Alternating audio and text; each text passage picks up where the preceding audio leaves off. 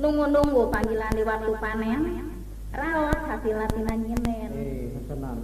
Tapi sanajan gitu dasar atuh ari jodoh gagada cacaban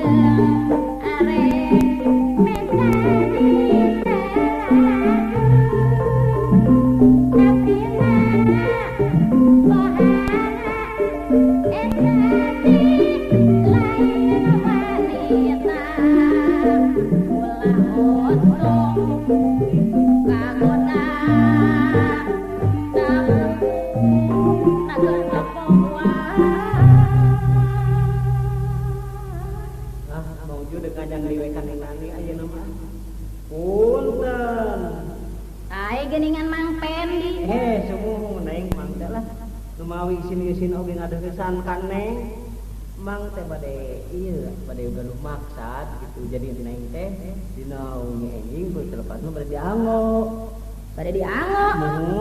nah sapertos kana baju wae mun bade diango ari neng sok paham apa neng teh tadi terus nyangemkeun bade nyinen tah mang teh ini teh bade hajat hoyong di sinenan di asanapi dipangkaulkeun ku neng Nani gitu cik kumaha enak dapat henteu nyinen ayeuna mah atuh nah budak ieu hejo tihangnya da kumaha ayeuna pada melang teh karana naon ayeuna mah abdi teh apaan ngadamel di kantor jadi urang kantor sumuhun salaki mah kelangan udar ador ari kitu ari meuli we pakean kalalotor meureun da eta tos janten bajidor panginten tapi sanajan kitu kumaha neng Nani dasar atuh ari jodoh sadina sugana bogana lagi keina padahal sakaol dagang semake moda sanajan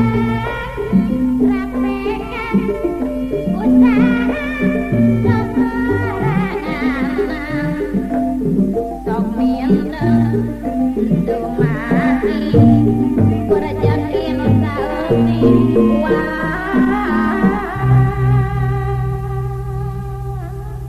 neng Nani mang teu bosen-bosen kan neng teh aya kapregian teh mang teh kamari teh meser munding 70 meser domba 70 meroya meser radio transistor 80 ari kitu bade kumaha tah kituna mang teh sadayana oge teu acan aya anu di seratan ieu teh kalaresan neng nguping wartos ngadamel di kantor mang teh prayogi ku serat cingpang ngadamelkeun serat anu sakitu seueurna Ih, saya nama tos tengah damal di kantor atuh.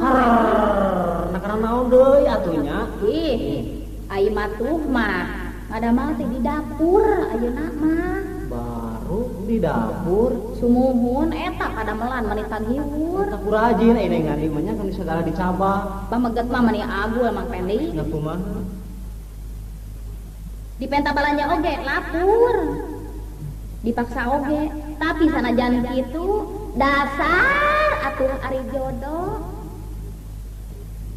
Kasusah geus tambah rumah tangga geus payah salaki dengar ti kapan dimakrumahi upahan sorangan badan papasean durian